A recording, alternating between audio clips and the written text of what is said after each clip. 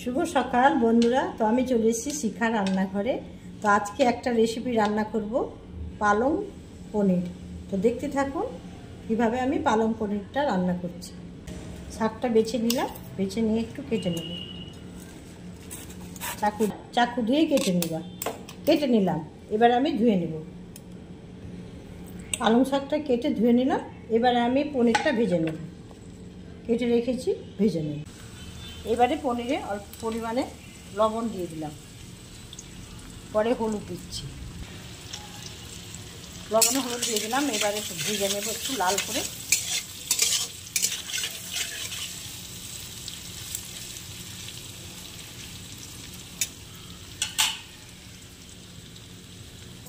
পনির ভাজতে ভাজতে পোস্ত কাঁচা লঙ্কা বাটা হয়ে গেল।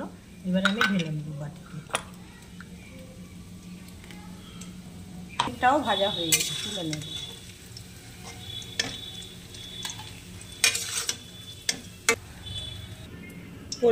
পনিরটা তুলে নিলাম আর একটা পাত্রে বাটিতে জলের মধ্যে ভিজিয়ে রাখলাম নরম হবে বলে। এবারে দুটো লঙ্কা আর একটু জিরে ফোড়ন দিয়ে দিলাম।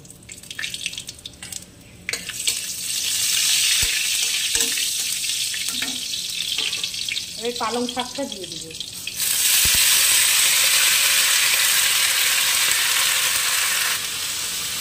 একটু ভেজে নেব।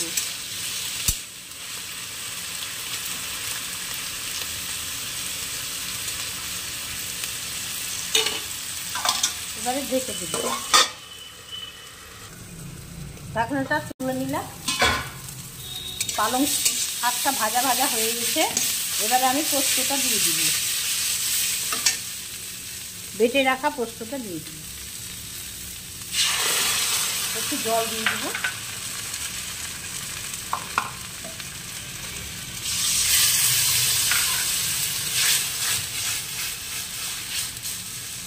এবারে আমি আরেকটু ঢেকে দেব। ফুটবে। এবার পনিরটা দিয়ে দেব। 2 মিনিট হয়ে গেছে, ঢাকনাটা তুলে নেব। আর এবারে পনিরটা দিয়ে দেবো বন্ধুরা। পনিরটা দিয়ে দিলাম, কয়েকটা কিশমিশ দিয়ে দিলাম।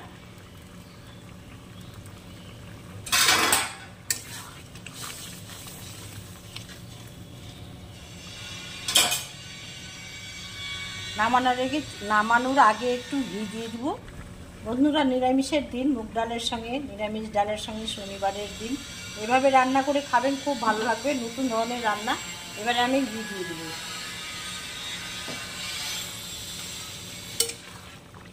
পালং পনির করলাম আজকে নতুন রেসিপি। আপনারাও এভাবে করে খাবেন।